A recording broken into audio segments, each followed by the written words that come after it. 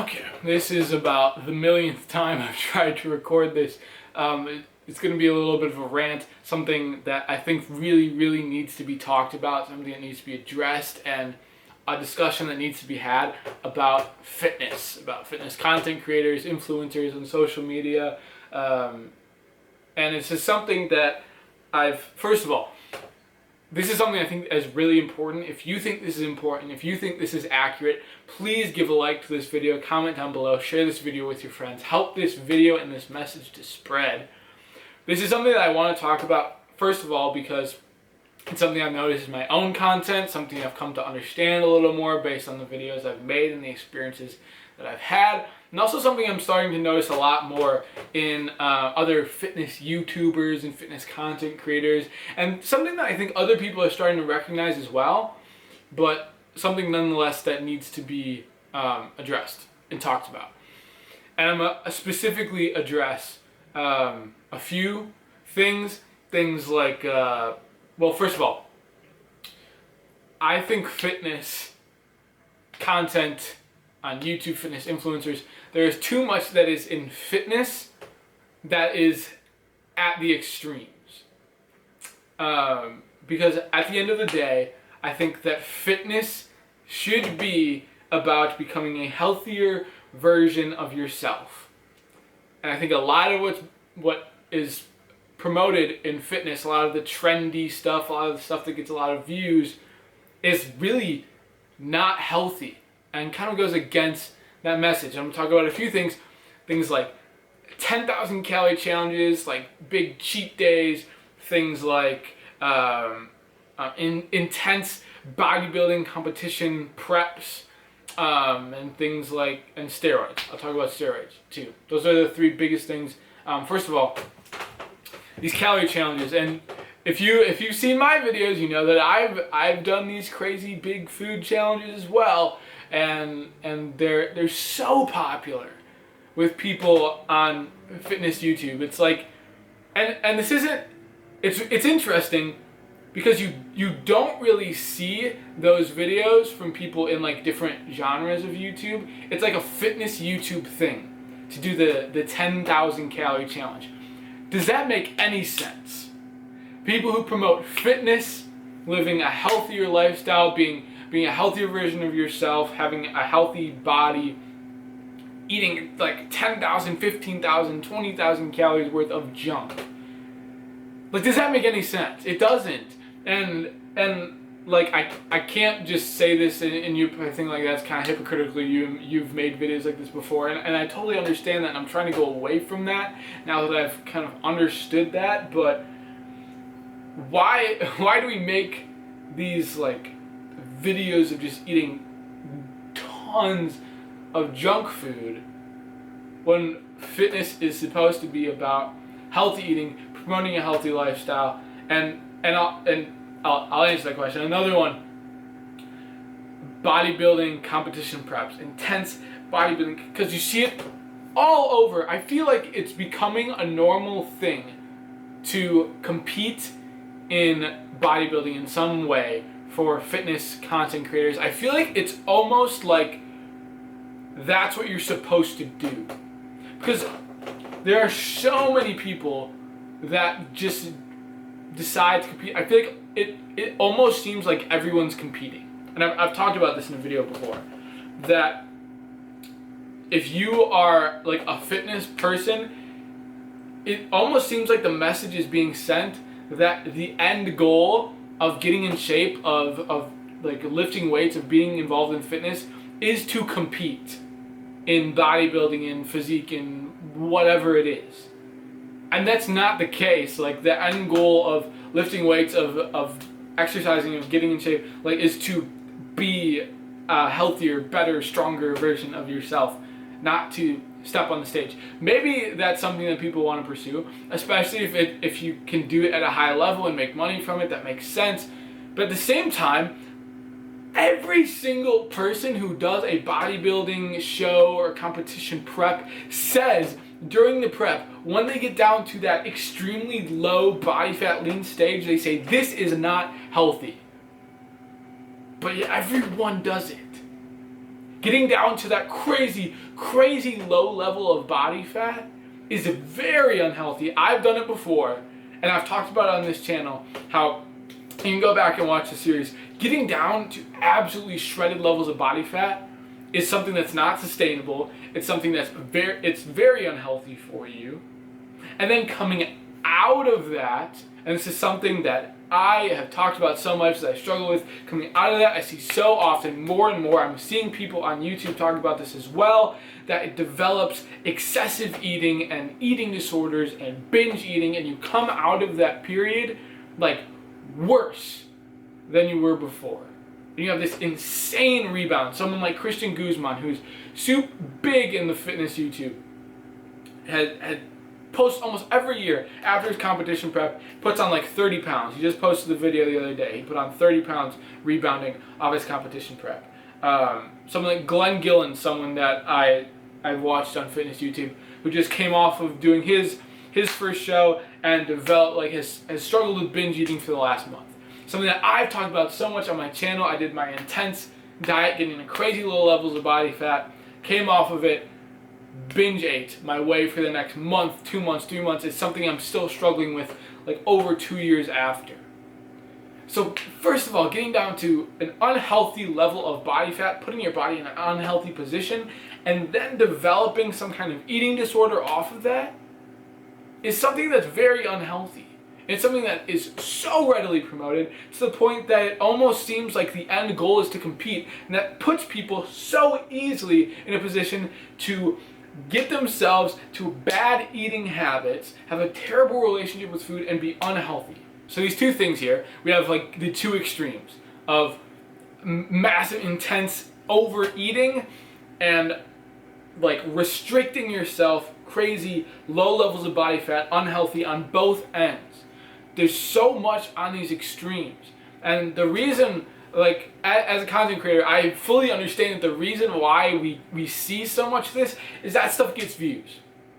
Like, that everyone, like, who people look up so often. How can I lose 10 pounds in a day, 10 pounds in like a week? These like ridiculous, like, how do I get 6-pack abs and by doing one workout? People want it quick. People want the extremes. People are looking for that stuff, and that's just not how it works.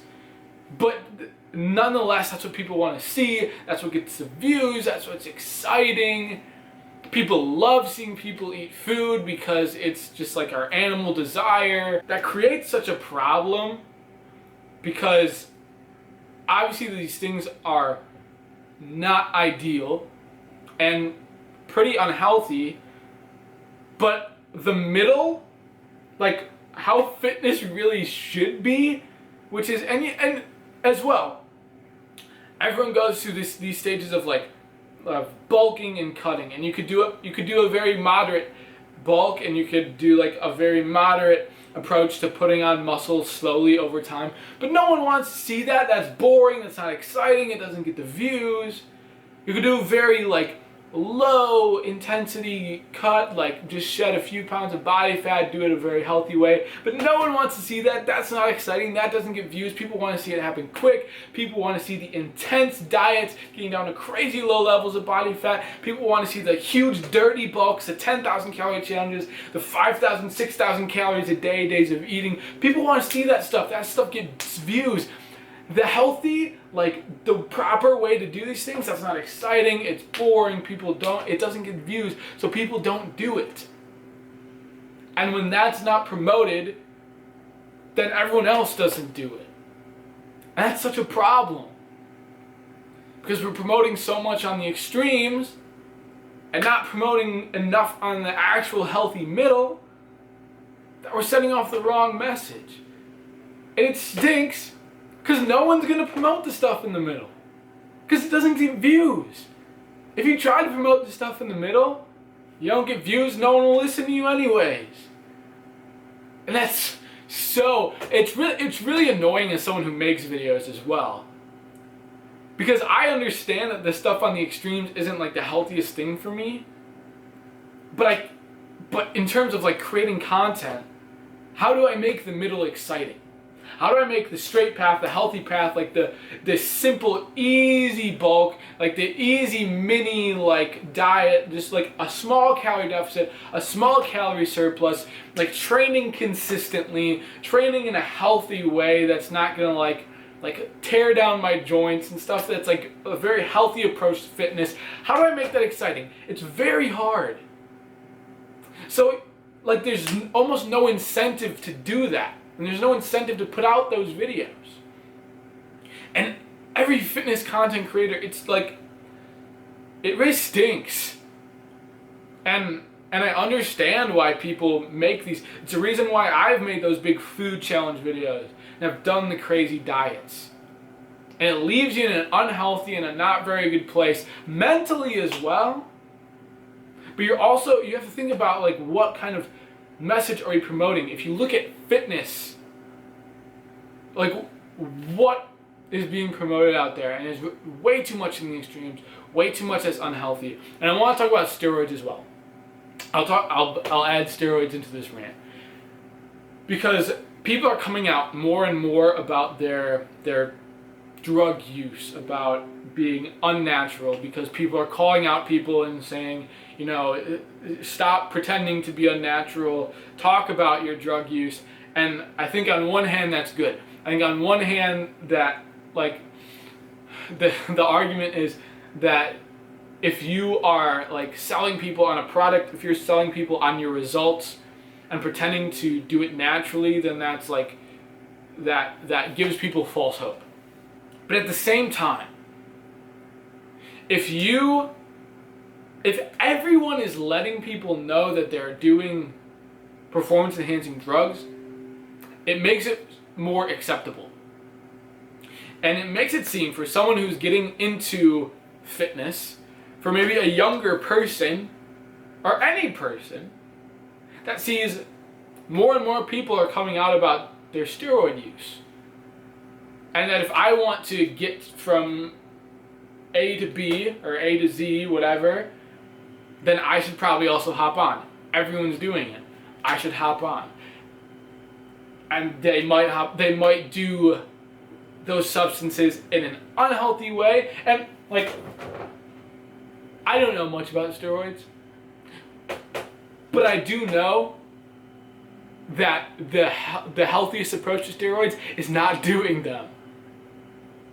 And I would say it's almost better to pretend that these people are unnatural, or to be kept thinking that these people don't do steroids, because there's still that hope. Who cares if there's like this false hope, like I can get as big as them? At least then there's something to like push towards, there's something to move towards, but doing it in a safe, healthy way.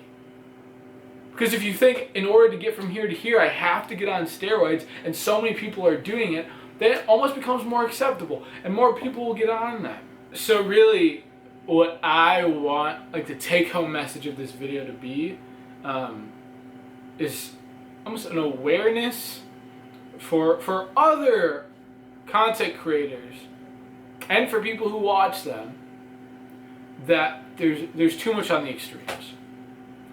That there's way too much promoting like unhealthy restrictive dieting that leads to a terrible relationship with food, binge eating. There's too much of the dirty bulking, the eating the junk food, the 10,000 calorie challenges. There's too much of the balance, that like what we call balance, that is really just a mask for unhealthy habits that really are not fitness. Things like going out and getting wasted multiple nights a week. Something that I've seen in many fitness content creators. Is that fitness? Is that healthy? Is that becoming a healthier, stronger, better version of yourself? Is the balance of, I'm in my off season, so I'm gonna just pound as much food as I can. Like, it's good to have a healthy relationship with food. It's good to have things in moderation. But if you are doing something that is obviously unhealthy, and not to say that you have to be healthy all the time, but if you're someone who's promoting living a healthier lifestyle through fitness, what are you promoting? What message are you giving to people, intentionally or unintentionally? And this goes for myself as well, in terms of what content I put out there. It goes for every person who is a fitness influencer, fitness content creator. Like, what is fitness? What are we really trying to promote?